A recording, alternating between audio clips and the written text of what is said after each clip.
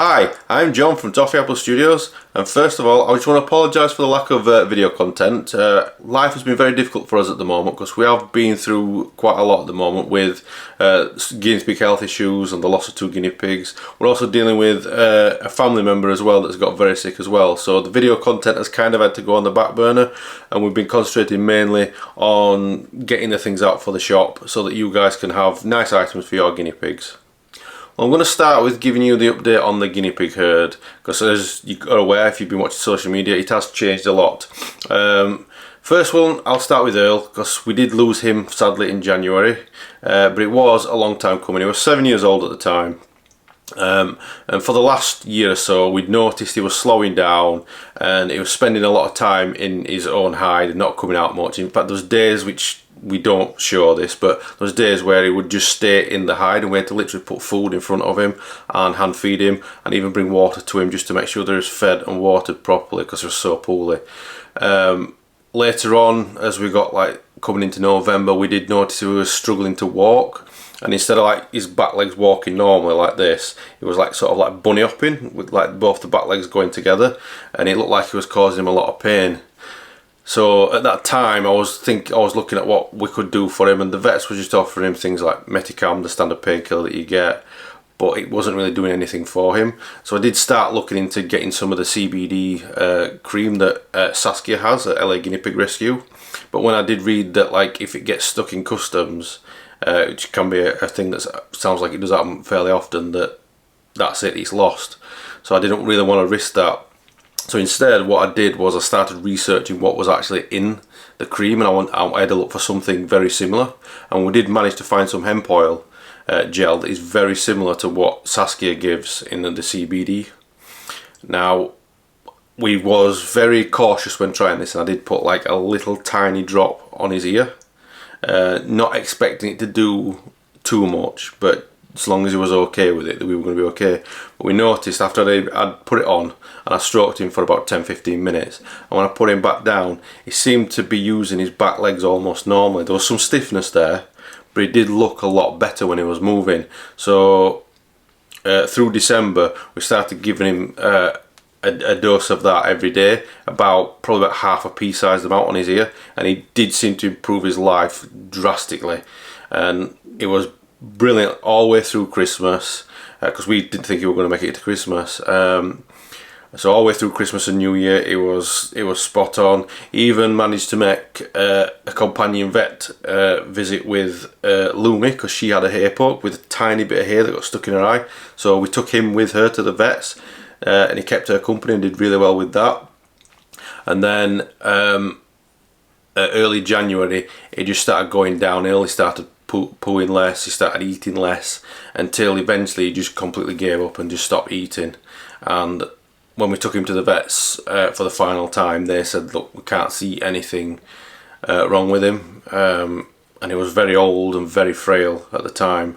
So unfortunately we had to make the sad decision to let him go at that point, because there was nothing else that we could do for him. So as you can probably imagine, it was devastating to us. Everything just felt off. Every time I was cutting up veggies for the guinea pigs, I was still cutting his portion out, and even the guinea pigs was very somber. They knew it was different. Lumi and Pudding kept checking his hide where he was to see where he was, and they couldn't understand that he wasn't in there. Mr. Whippy was just running around trying to be extra crazy to distract everyone, which I think that was his way of coping. And then Teacake, as bad as we were grieving, she was far worse, and I was having to pick her up and cuddle her every day, 3 times a day. She just needed that reassurance, and so we thought if we got a baby guinea pig for her, that might help her, and we ended up adopting Twiggy. Twiglet was a brilliant distraction for her, because she instantly bonded with her and started in mother mode, started licking her and showing around, and she perked back up. And then not long after that, the worst happened to her, and we were just sitting having us tea, and she came dashing out, and she'd had a prolapse. Now, prolapse is something that we was aware of because one of us family members had a guinea pig that happened to them. Apparently it is very rare that it happens, but what happened is that a womb fell out, and the vets, when we took her, we rushed her to the emergency vet straight away, and they said that they can push it back in and try to do surgery to pin it back in place, but it's not guaranteed to take. And he said with the flesh that was out of Teacake, it was very rotten. So he said that there was, even if it did take and it did stick back, the best case scenario, she was going to be in a lot of pain for the rest of her life. So fortunately we had to put her down as well, because well, we didn't want to see her in pain and that kind of torment for the rest of her life. And it was really sad because she was just acting normal in the pet carrier when we had her in the vets and stuff. But so unfortunately we had to lose her as well. The thing that shocked me the most, and I used to blame myself a lot, is that I thought it was my fault that I should have seen something, because I was picking up multiple times a day, checking her over, brushing her, checking all the signs that I know to check for things like ovarian cancer and ovarian cysts on guinea pigs and stuff like that. But I never saw anything, and I just felt like, at least for a few weeks after, were the signs there that I missed? Was there something there that I could have done? But I don't think there was when I look back, because she was fully healthy as far as I could see. She was always a sickly guinea pig. She had like a brachycephalic face where she was all crushed in her airways. She always had breathing problems, so we were always careful without nebulizing her when she needed it. And she seemed to be the first one to catch anything like mites or ringworm, anything like that, so we was always cautious with that. And when it first happened as well, the first thing we did was I got some CBD, some of the hemp oil on her ear to chill her out and make sure that she wasn't in pain before we took her. And when we was trying to prepare her to get to the vets as well, Mr. Whippy wanted to go with her, but we had to take him out of the pet carrier because she was obviously bleeding quite bad as well. So when Earl passed, we decided we wanted to have something to commemorate him, and we found this brilliant artist called Aleks Art Emporium. I'll get the links in the description for you guys. And she makes clay models, and she did a fantastic job with some dogs and some guinea pigs that we'd seen before. So we contacted her and asked her if she could make Earl's original herd, which is Earl Grey, Betty Crocker and Teacake.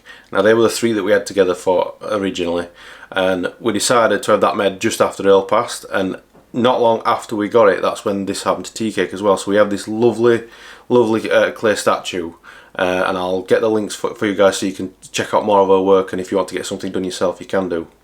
So on a more positive note, this is Twiglet. This is our newest guinea pig, and she's a very intelligent and very cheeky little piggy.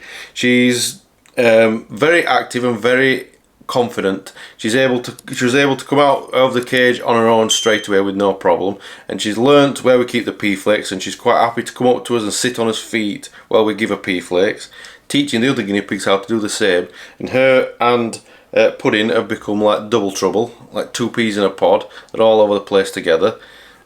When one's in trouble, the other one's going after it as well, trying to invade the pea flake box, trying to get in places that they shouldn't do. But yeah, she's a very active piggy, and she's going to be with us for a long time.